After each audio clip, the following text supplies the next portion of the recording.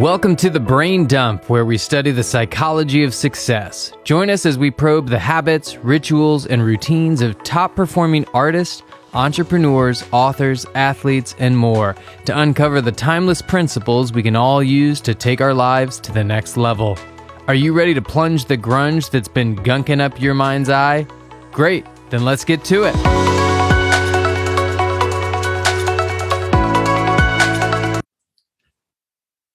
Guys, welcome to the Brain Dump. You got Austin here. Anthony, how are you doing, sir? Hello. I'm good. Hola.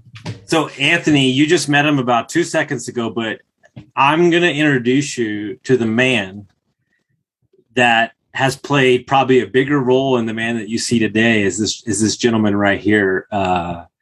Been my honor to call him, really, I don't even know what other to say, soul brother, because I got introduced to him by Sal, and within about 2.5 seconds on the phone call, I was in Austin. He was in Costa Rica. I was like, I love this man. I want to know more about this man. And then I want to say like a couple of weeks later, I signed up for coaching. Yep. And we were off to the races. So every deep conversation I've had, mainly he just makes me realize how I need to get out of my own way. That's the main thing. But we have Omar Pinto. How are you doing, sir? Doing amazing. It's an honor to be here. We've done this a few times, Austin, but it's the first time with Anthony. Yeah, it's the first time with Anthony. This is going to be the best one. Trust me. Yes. I can feel it. The bar is set very high. I understand Anthony knows everything. That's what they tell me. That's what everybody tells me, but I don't feel like that's true. But what's interesting, Austin always talks about, like, I had this conversation with somebody who changed my life. And in that moment, and then he gets teary-eyed, right? Sometimes Austin gets a little teary-eyed on the podcast. So like I'm wondering if today's going to be one of those episodes. Like, my gut tells me we're not making it through without a couple of teardrops. Here's the deal. I am so tired. I've literally been on 35 Zoom calls. So I'm weak right now. My defenses are not that good either. So yeah, this is good. This is going to be good. Hey, me and Omar just had our kind of catch up on my podcast this week. It was an amazing conversation. So I only expect the same out of this. I'm going to go ahead and set the bar high too. And Omar, you said that you wanted to talk. This is an interesting topic when it comes. I would say the fear of this word is why entrepreneurs hit the wall. If that makes sense. Does that make sense to you? Well, it doesn't make any sense to the audience because they don't know what the word is. Well, you said the word is complacent. Right? Yeah. Complacent or complacency, yes. Complacency, because they feel like they can't slow down because they're going to lose the momentum, or they can't. The flame's going to burn out and they can't turn the flame back on. Do you see that a lot? Yeah, a lot. Sustainability. So there's that point where, a lot of my clients come to me because they're just burnt, right? And so they're not happy, they're not fulfilled, and something's missing. Usually it's a fucking nap. Most of the time, they don't even give themselves permission to take a nap.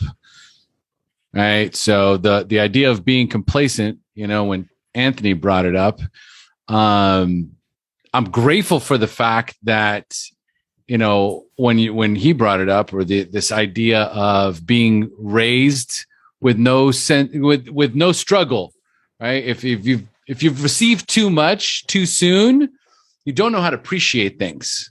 Right, you start taking things for granted, and it becomes easy to let off the gas. And so recently, I've had some struggles. I'm just before we press record. It's like, things are amazing for Omar in Costa Rica, and I have had like 2-3 weeks of hell, right? Because you want to know what's interesting? I know it, and I have not spoke to you. You know why I know it? How? Because I've watched your social media. And you've posted more than you've ever posted in the last 6 months. And I feel the message. I feel the message from your post. I'm dead serious. We have not spoke. And I started thinking to myself, something's up with Omar. I should check in. It's very true. Like when I'm in the zone, I really don't have a whole lot of time for social media, but there's these moments where I've got some time. And I do a lot of meditating and I do a lot of reflecting. And it's just one of those moments where it's like, universe, what am I unwilling to see? What am I unwilling to see? You know, and help me unpack this, because I must be missing something, because you're slowing me down right now. There is lots of, I got a flat tire, okay, last week, and I went to go get it fixed, and something told me, can you check the other tire as well? I had both tires had screws in them. Okay. And it was a slow leak. You know, I'd be watching the tires kind of go down, and it was just a series of letting the air out of my tires day after day, week after week. Yesterday, my wife gets home. Guess what she's got? Flat tire. So she's like, what is happening? So what is going on? Metaphorically and reality wise, the world, the universe is reaching its hand out. Well, one of the things that came up too was, you know, you're getting too comfortable. Oh, you're getting way too comfortable. You know, you've got a thriving practice. You're making more money than you've ever made before, and you're starting to believe that it's always going to be like this. You know, like struggle is. I'm past the struggle. I'm no longer going to this moving forward. You know, after so much time has passed. Right? Like all my worries are gone. Like there's a tiny little feeling of like, oh man, the worst is over. Dude, I'm not going to lie to you. Everyone on this call right now, and we'll see if he admits it or not, I've had a really good 5 months in a row.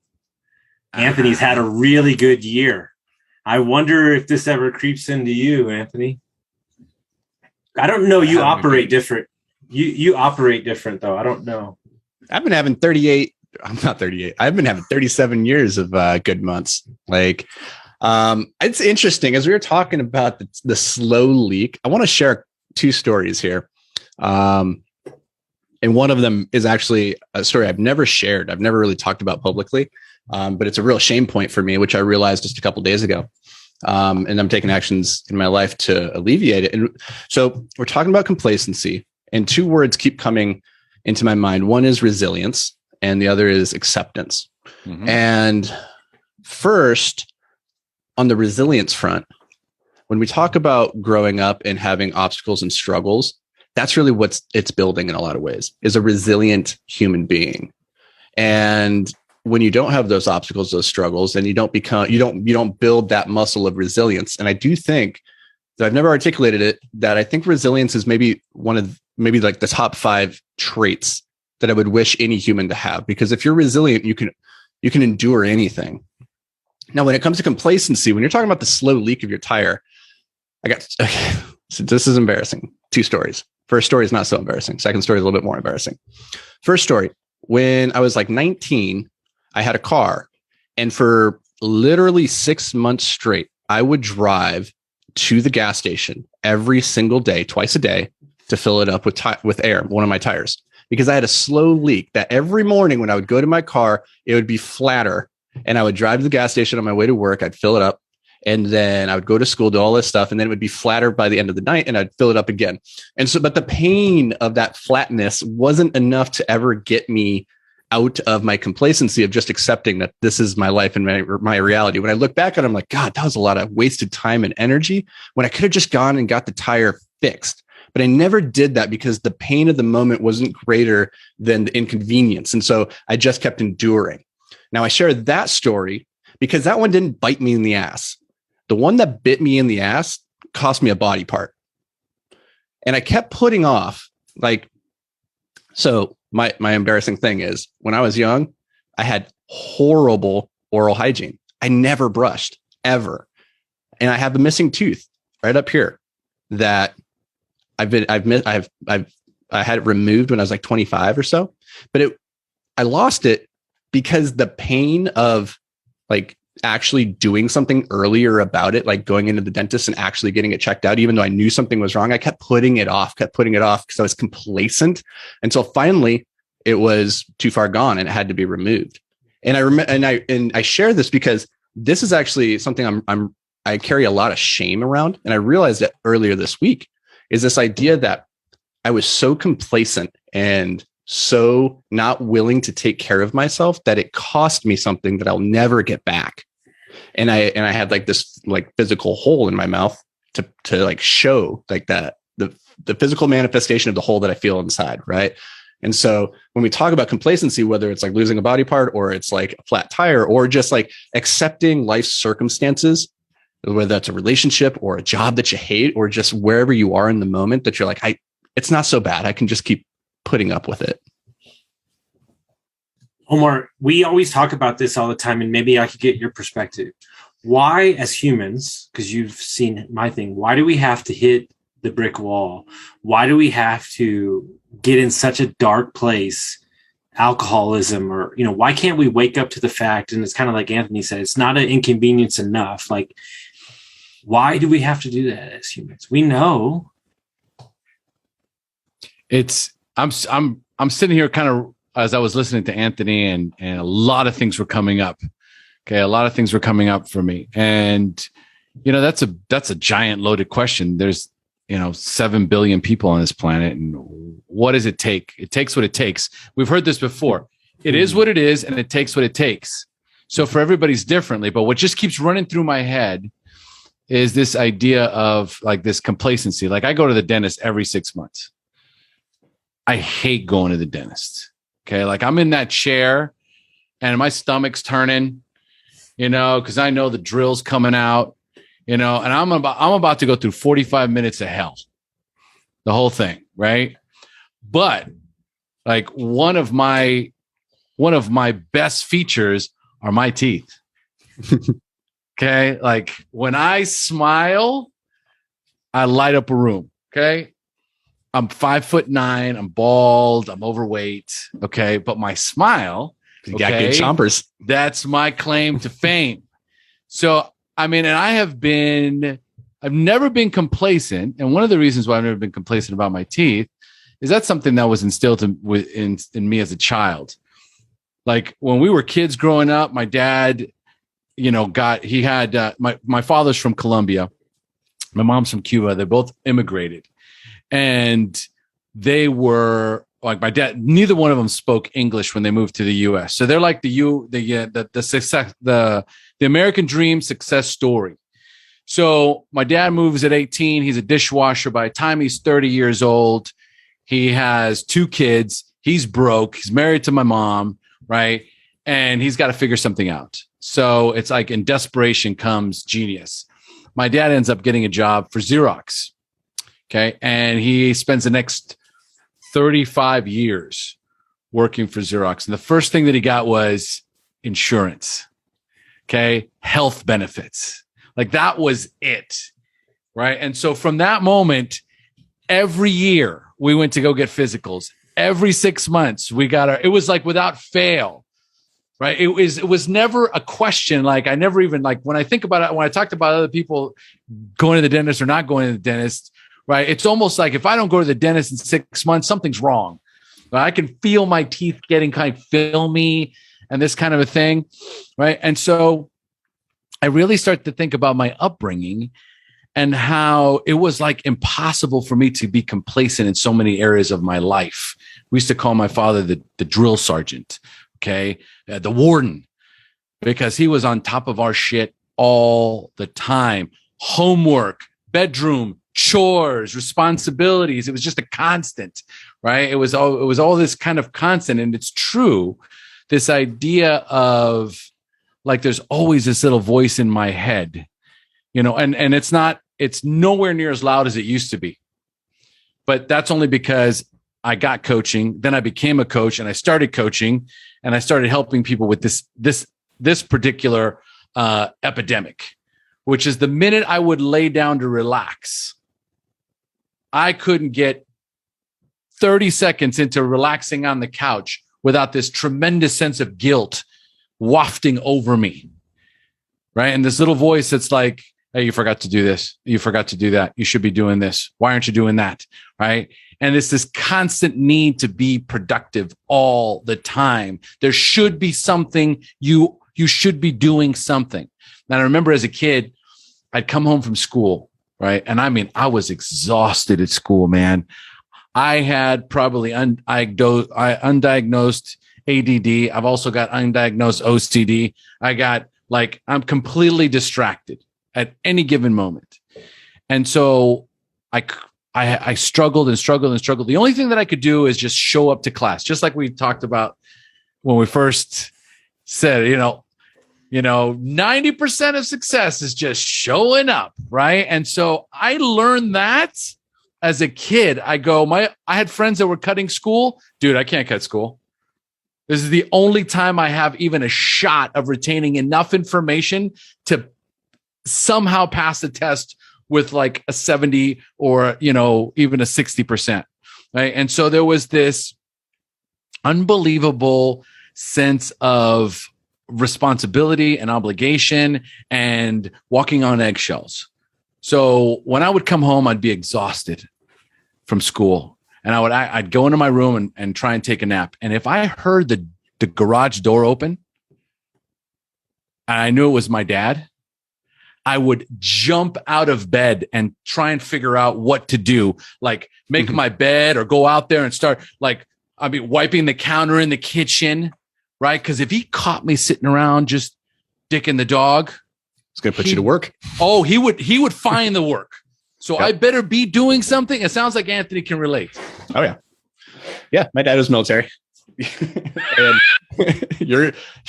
it's transposed itself later in life. Now, what's really interesting, and Austin and I have done episodes on this where we talk about giving yourself permission to relax and to rest and recover is actually the hardest part for most entrepreneurs. It's just not even like nobody's really judging you. You think they are, but they're not. You're judging yourself primarily, and all that internal pressure.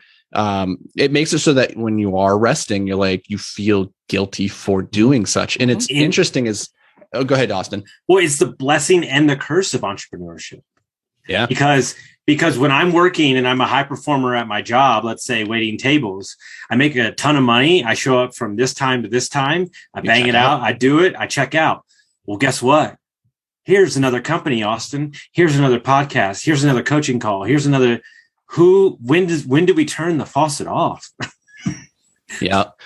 For me, as I progress in my entrepreneurial journey and really trying to separate myself from the day-to-day work that's involved in the businesses and really surrounding myself with excellent team members who can do those things, my role becomes more and more, I hate the word visionary, but it's more about thinking. It's more about coming up with the ideas and the trajectories. And what's really frustrating about that is that thinking, just like plotting out time just to go and think and be free, because you can't just say for these 3 hours, I'm going to think. Like the way that I think is more like I need to go for a really long walk or spend an hour in the shower or do things that look a whole lot like nothing. Yeah. Right. And so then you're like, it's like, this is the work, but it really doesn't feel like work. It feels like slacking. Yes. And there's no way to do that kind of work that you're talking about without taking a severe pause. I was mentioning that earlier. Like in this time right now, I guess I'm blessed with this lack of complacency. There's always a sense of like I should be doing something. However, number one, I didn't start beating myself up. Number two, I didn't go into the sky is falling. Right? It was like, what do I do with this time? I now have some extra time. What do I do with this time? That was the first big question. Now, the cool thing is I started just upping my meditation game. So normally, on like a busy week, I'll get in like a 20-minute meditation in the morning. But now I could do a full hour meditation. And I'm really trying to connect with the message. And the message just was, you've got some time. Now let's see what you do with it. What are you going to do with this time? Are you going to panic? Are you going to stress? Or are you going to do this? Are you going to be productive in a healthy way? And so I remember like on Monday morning, I looked at my calendar. Normally I have an 8:00 coaching call every Monday. And I didn't have one this Monday. So I didn't have a coaching call till 10 a.m. And I was meditating in the morning and it said, why don't you check in with the most important person in your life and see what she's doing? Okay. And so I was like, honey, like, when's your first call? Oh, I don't have a call till 10. I'm like, hey, why don't we take the dogs for a walk and let's make a nice breakfast and let's hang out. And we ended up having an incredibly powerful, about an hour conversation. It was heavy. It was deep. There was tears. And it was like, wow, this was extremely like important. Like this was, and so I asked myself, did this opportunity present itself because I needed to have this conversation with my wife and the universe is conspiring in my favor, right? Or is this just kind of a coincidence, right? And I choose to believe that little moment right there told me, ooh, what else is coming? What else can you open yourself up for in these other spots throughout the week where you don't have a coaching call, where you don't have a responsibility towards one of your clients, right? And you're not going to fill that with some sort of a work objective. And that's been really good too. So as a matter of fact, yesterday we were talking about putting out fires. We took out a bank loan to construct the house. But here in Costa Rica, they will only release certain disbursements based on the full amount that you borrowed, depending on percentage of construction completed. And then that percentage is based on certain specific areas of the house being completed. And we just went flush. We just kind of run out of cash. And we're like, we need to get the appraiser out there right now. We need another infusion of cash. And they came out and they're like, nope. No. And this is when the stress started coming, right? And so yesterday it was like, I got an idea, honey. Grab that list of requisites and let's you and I get down to the property and walk the property with the engineer, right? And we went there. We probably spent a good hour and a half going through every single one of these. And I go, give me a timeline for this. Give me a timeline for this. Give me a timeline for this. Right. And I don't want shit done until this is complete. Right. And so we did all that. Right. I felt really good. Plus they made a lot of advancements since the last time we saw them. And we said, okay, great. I go, honey, email the bank, have them send the appraiser for next Wednesday. By next Wednesday, all of these things should be completed. Right. Amazingly, today we got an email from the bank. It says, you know what, based on the percentage of completion, we're not going to give you the full disbursement, but we're going to give you most of it. Right. And so speaking of complacency, right, I could just leave it in the hands of the bank, berate my architect and engineer, like, because that's a thought. Yeah, I love to go into the, attack mode. So I didn't get what I want. And the attack dog in me comes out. This is your fault. You fucked up, And none of that came out. It was like constant. Okay, what are you trying to show me? What are you trying to teach me? And more importantly, what's my next step here? Right? Is there a next step here? Right? And it was just this constant in my head. And then when those were just the questions in my meditations. And so it's just been this kind of a thing, right? Where it's just been like every time I softly kind of enter into that space where I ask the universe the question, I ask for a little bit of guidance, a little bit comes right now. And what it's telling me is the word that just popped into my head was balance, right? It was just this word just immediately just popped in my head. Omar, you need more balance, right? Sometimes you work too much. And if you're not working enough, you're not being as productive with your time as you could be, right? And it's not talking about the work. You're not, you could be using that off time to spend more quality time with your wife or with your daughter or with friends or reaching out to people. Like Austin is, notorious for the text messages. Okay. Like I can count on Austin not going very long without me hearing from him. Right. And I'm notorious for sending no messages ever to anyone. Okay. And so there was a part of me too that was like, I need to reach out to some of my some of my friends, right? Like I have some time right now. You know, how can I share the love, you know, as cliche and as, you know, cliche and whatever that sounds. But it was, and I've had some amazing conversations. My uncle, just by thinking about my uncle, he sends me a message on Monday and he's like, hey, can we get a Zoom call this week? And I'm like, here we go. Here we go. Like all I have to do is really tap in. You know, I'm great at manifesting. Right. But the universe requires that I do a little bit of work too. Okay. I can't just like, I can't sit on my laurels or rest on my laurels, which is the complacency piece. Right. But at the same time, am I using my time effectively? Right. Or am I obsessing on and misusing that time and not being balanced? That's what's really kind of coming up for me over these last couple of weeks and even today as we talk about this idea of complacency.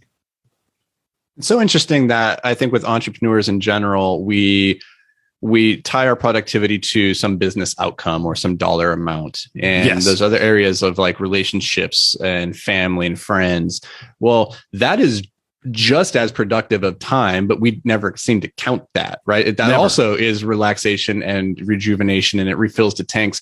But generally, when you're hanging out with your buddies and your friends, if you stop to take a second, you might feel a little bit guilty about it, being like, oh, I could be working right now, you know.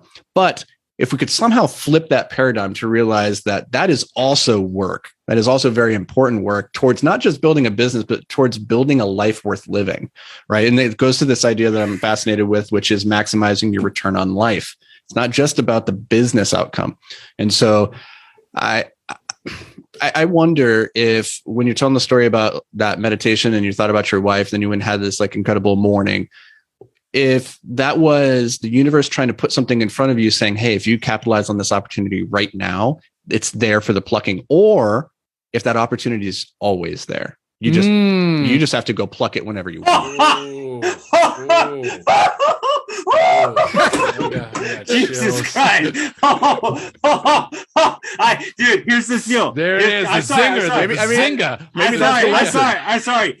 When before he said the words, I felt something coming up in my chest, like he was about to bring the hammer, and he did it, and I was like, Bazinga. But that's the thing, right? Like maybe that's the lesson that we all need to take away is saying like those incredible moments, they're incredible because we take advantage of them so infrequently, but they're there. Like all the ingredients for that magical moment, they're always there. Like you have your wife, you have the dogs, you have the morning, you have this. It's always there. What are you going to do with it? Man. Wow. Man. I'm speechless. Like dude, I swear to God, I don't even know where to go from here. Right. All of a sudden my brain's just going. Okay. I can't even think right now. So, dude, I'm telling you, that is going to be with me all weekend and maybe through the next week. Cause it's all no. Here's what just came to me that I'm going to write it down. I don't know where I'm going to write it down. I don't have anything in front of me. Right. And it's just very simply, it's always there. Whatever it is, it's always there. Yeah. I'm reading The Power of Now, Eckhart Tolle. I don't know if you guys have read it, but it's powerful. The concept that like everything you need, life is just now. It's just this moment and all the ingredients that you need for. If that's the case, then can you move from an identity of a reactionary person to a creator? Right? Meaning like the mindset and the growth is like, I can create whatever business, whatever clients, whatever moment with my spouse or my kids that I want. And there's so much abundance in that statement. It's saying when I'm available and when I create, it's the same thing that you said with fucking Leland or whoever you said it with is tell Omar what you said about good news. Oh, I was like, I don't know where you're going with this, but I mean, the good news conversation is fascinating because the reason we only hear bad news in the newspapers and in social media, the only reason that we report it is because it's the minority of events that are occurring in the world. The vast, vast, vast majority of events occurring in the universe are net good. so overwhelmingly good that we don't even notice it anymore. It's not news. And that's why we talk about this thing that happened, it's bad, or this thing that happened, that's bad. But if you really stop to think like, hey guys, the sun came up. How freaking amazing is that? We still have air to breathe. How amazing is that? We have internet. We're on this call right now talking to a guy in Costa Rica and another guy who I'm not sure where he is because he's always moving. But how amazing is that? Or like, as you really start to go through the list of things in your life that are good, like, yeah, Omar, we got some fires to put out, but fuck, man, net, it's so overwhelmingly positively good right now that it's just not even worth commenting on because it's so good. It's actually, yeah, it's the only word that comes to me right now is pathetic.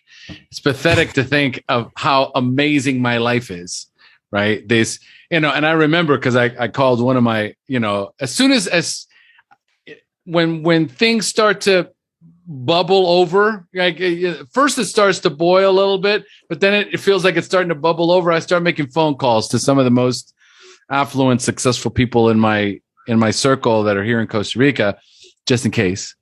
And so one of them's like, yeah, Cadillac problems, Omar, Cadillac problems. Yeah. And it's like, as you mentioned that, I think about somebody that imagine 200 years ago, the way we lived, electricity, indoor plumbing, that kind of a thing. Like if somebody from the past were to come into my house and turn on the faucet and go, oh my God, there's water here. Like you just turn this thing on and there's water and like you can drink it. Like, holy shit, this is amazing. Like, how'd you do that? Dude, yeah. Yes. I mean, let's take a moment to reflect. I have a bottle of clean drinking water right next to me within arm's reach. And there's people still on the planet that do not, no matter how far they walk, do not have access to the clean water. Yesterday, I spoke to somebody in Japan, England, Mexico, New York, California, Texas, and Kansas City in the same day. And I'm thinking to myself, like, this is ridiculous, right? So true story. I was in Calabasas. This was last summer. And I had a friend, I'm not trying to take it to a bad place, but my friend, he's no longer here. Okay. That's all I'm saying. So it made me look at my sobriety. It really made me check into myself. And I started beating myself up like big time, right? Whenever that happens, I call my buddy Lucas and he said this to me. It's as simple as this. He said, listen, let me get this straight. You're in the Topanga Hills right now, next to Malibu, with an amazingly hot girlfriend, working from your laptop. Yeah, sounds like a terrible life, dude. You should really just complain for the rest of it. And I was like, yep, you're good. Okay, I'm great. Thanks. Straighten it out. It really does take somebody, right? Because here's the issue, is that's not what we do. That's not what a large majority of people do, because they have their victim circles and they feed off of that. You explained to this on my podcast, the drama triangle. They feed off of this. Well, no, but I'm the worst here and this is the bad, because as Anthony said, net, life is pretty fucking awesome. Like I get to make money. I haven't worn shoes in like 3 days. I'm still in my workout clothes from 6 a.m. Like, it's pretty amazing that we get to operate and do businesses this way. So how do we as entrepreneurs and just people in general, is it a trigger that we need to create? Is it a saying that we need to say to ourselves to not be complacent? Right? Like what's the rub? I think that the beautiful thing, and what I just right now from in the middle of this call, or in the middle of just this thought and this idea, is that I don't have to worry about that. It showed up for me. Showed up for me. It said, oh, Omar's getting complacent. Let me help him out with that. Hey, he doesn't have balance. Let me help him out with that. Hey, maybe Omar's not appreciating where he's at. Let me help him out with that. So is this based on the same concept as the surrender experiment? What's the surrender experiment? Michael Singer talks about how when you just let go of your need to control life will show up for you in multiple ways, because it's always working for you. 100%. So, right now it's like, what do I have to do? What do I have to do? And most of the time it's be present. So if I'm not present, if I'm, worrying about or regretting something that's going on that happened in the past, or I'm terrified about what's coming or not coming in the future, then it makes it impossible for me to be present. And, like the power of now, the only thing we have is right now in this moment. And so this is why I'm such a huge fan of meditation, because it's one of those, as soon as you close your eyes and take 3 deep breaths, we're all looking at the exact same thing. If every single human being on this planet sat down, closed their eyes, took 3 deep breaths, you would all see the same thing: darkness. And that's the truth. That's our truth. And in that darkness is where we heal, where we get answers, where we learn and grow and expand. It's from that place. And so, I've been doing that this past couple of weeks. It's like, I'm sitting in there and I'm meditating, and it's the same message, right? It's like, you're not going to get what you're looking for here, because I know what you want. You want the answers, Omar. And now is not the time for answers. Now's the time to be. This is what it's time for. Sometimes I'm going to give you the answer. Sometimes I'm going to give you a little bit of guidance. Right now, you need to take it easy. You need to appreciate what you have, and you need to quit worrying so much. An idea I've been really fascinated with recently is the idea of stillness and empty space. Mm-hmm. And specifically thinking about how big the universe is and how much you see around you, but then thinking about how much you don't see around you and how much space that there is between everything. And if you were to zoom into the molecular level, you start to realize that even the things that appear solid, when you look at it atomically, there actually is a vastness of space. It's primarily empty space, as the atoms are infinitely far from one another as you start to zoom in.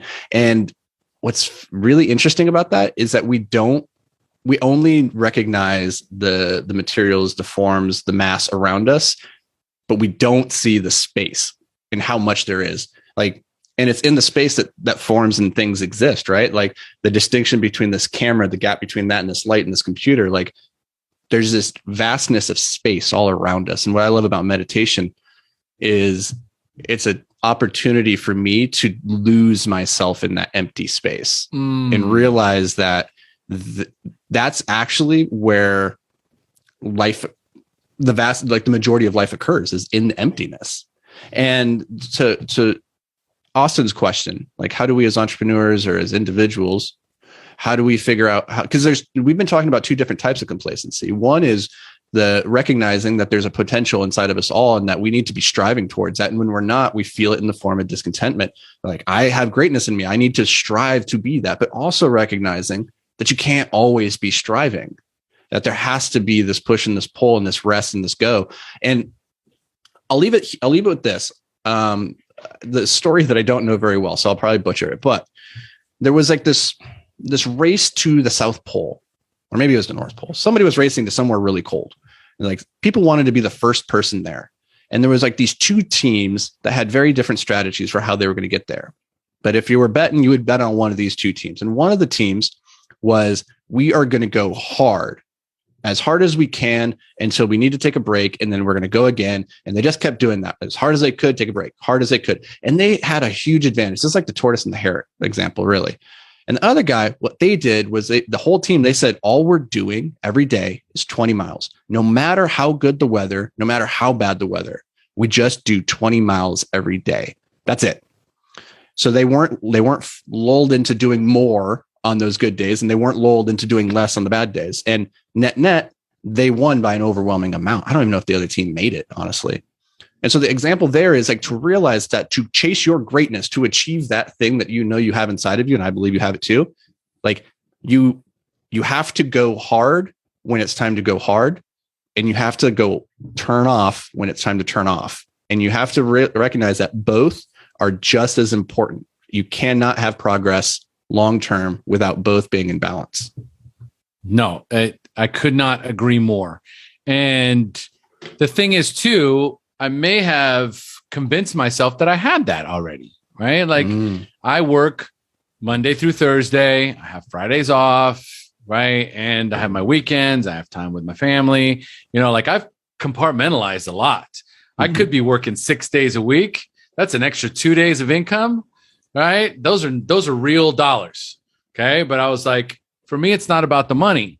Okay. It was for a long time. And when I decided that it wasn't going to be about the money started coming.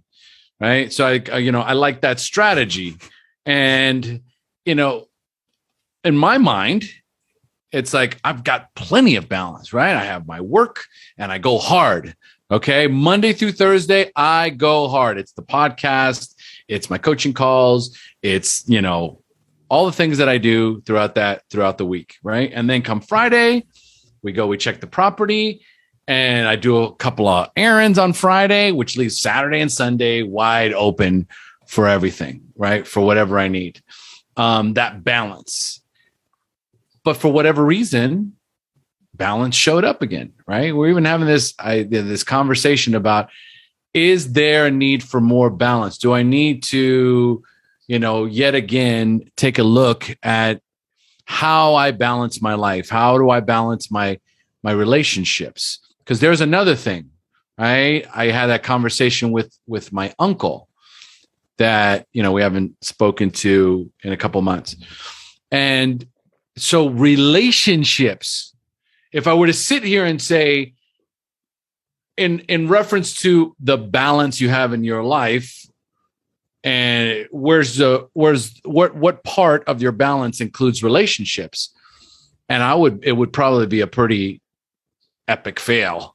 Okay. Because, I do, this is my shame moment. I feel a little embarrassed saying this right now, maybe a lot embarrassed, right? I do not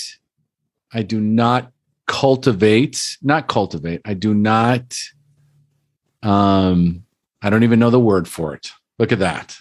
I don't maintain my relationships. Nurture. I don't. Yeah, thank you. Thank you.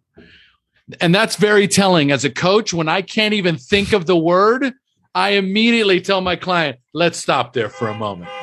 We need to honor that word. You haven't used that in a long time, have you? Right? What does that mean? What is that telling you right now? And so right now, it's interesting because a lot of emotions are coming up right now. Right? And so what relationships do I need to nurture at this time? And it feels like right now, that's what's hitting really hard on this conversation with you guys. This word of complacency is in reference to my relationships. 100%. I agree with that, but I also know you very well. Okay. And I wouldn't beat yourself up too much for it, even though I agree.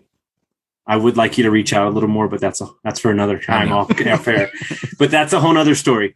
But the reason that you don't want to nurture multiple relationships above what you're currently serving is because then they would ask on you of your time that is dedicated for you and your family. There is that. Thank you, Austin. There is that.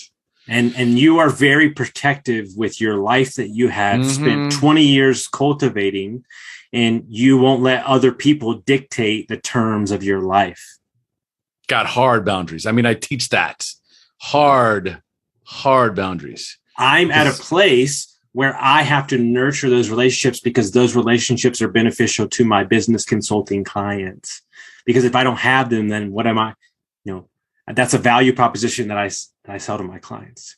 You're selling them. You're selling them mindset, business. I'm going to fix your purse. Like, you're not going out and seeking like a book writer for your. It's like no. But here's the thing, though. Right now, this is what's the most important piece of all this is a bunch of emotions just came up. I am sitting in it's all in here and right here, right? So my heart chakra and my solar plex, like I feel this need to breathe deeply, to move some energy. Like there's like it landed. Okay. So whatever I've been seeking over the, what is it? Like, I'm like, right. If I keep talking, I'm going to start crying. Okay. I can feel it right now. Like, I'm like, okay, guys, great to see you. Thanks for this amazing podcast. but hear me out. Nobody leaves until we get tears from one of you. Yeah. I swear to God. What was it? No, but hear me out. Let me button this bad boy up and we'll get out of here so you can go cry. So, so what this message would have never hit you if you didn't do what? Show up. Boom. Yeah. I needed to show up, because it is, You want me to cry? You want me to cry? You want me to cry? No. Right? Listen, every time I tell myself that I didn't want to, and I did it anyway, something good has come out of it. A client, I've helped somebody's helped me.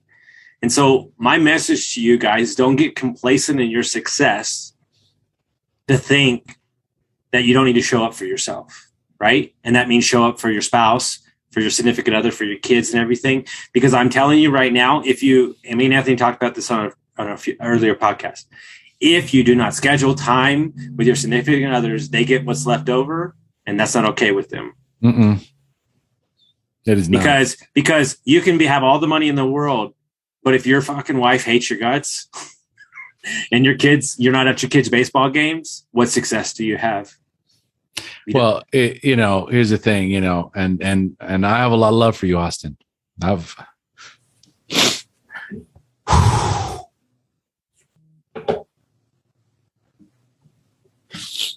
know I needed to show up for this call because my wife gets all of me. That's not the case. She does get all of me. Like there's nothing in here right now in this conversation where my wife's showing up. Neither is my business, even my daughter. You know what I mean? I recognize that for me, I have some tremendous friends. Your friends. And I do not nurture those relationships. And it's hurting me right now. It's deep. So I know the work that I have. I came here, I showed up, and the message came. This is the message that I've been trying to see. But, most of us are so terrified of the tears, especially men. Like, I hate on this podcast right now. And fucking Austin is probably going to use this as one of his snippets, you piece of shit. That's a snippet right there. Yeah, totally. And I'm like overwhelmed right now, which tells me that I'm on to it. Like, okay, it's there. So not to double down on this, but I am, because I like to press good entertainment. Before we get out of here,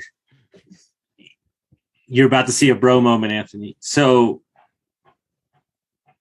there are, and this is my call to anybody that's listening to this. There are people that in the right moment, in the right time, show up for you more than you could ever know. I can't tell you the amount of hours that I've spent with this fucking guy when I was fighting addiction, fighting a shitty marriage, fighting hating my fucking job, fighting who I was as a human, 70 pounds heavier. He's seen it all. He's got the books to write it. And this man, one of the reasons I'm coaching is this human being said to me, like, dude, you're like fucking crazy talented. Like, go change the world. And sometimes you have to take somebody else's belief in you long enough to hold that, right? And hang on to it and just jump out there. And, he sent me a message the other day after I sent him a message about how it's so fun to watch me just run, and he knows that he can't coach me for shit now because I'm like a fucking bull out of a cage. And it's just like, he's out there running. Right. But I just want to have it on record to tell you that I would not be who I am today if it wasn't for the gifts that this man has. And I just thank you so much, like, for this conversation. And I can't thank you enough. I love you, brother. I love you with all my heart. Thank you. Love you too, man. Anthony, but let's just say, dude, this is not the first time he brings fucking Anthony cracked me like a fucking walnut. Jesus Christ. He brings the zingers, bro. It comes out of nowhere, dude. Anthony, you got any homework for the guest, man? Powerful episode.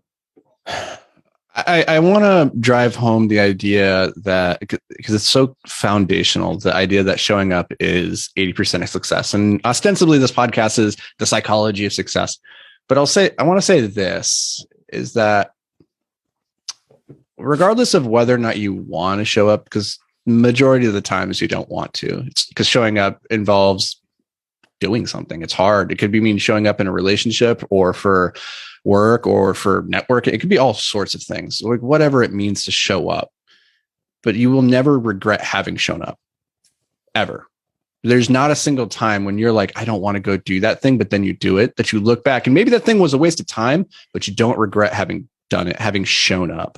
And so keep that in mind. We'll end with a Jim Rohn quote, which is, you're going to suffer from one of two pains. It's either the pain of regret or the pain of discipline. Don't let it be the regret from not showing up. Thank you, gentlemen. Guys, I'm not even going to say anything. I'm just going to walk out. Drop.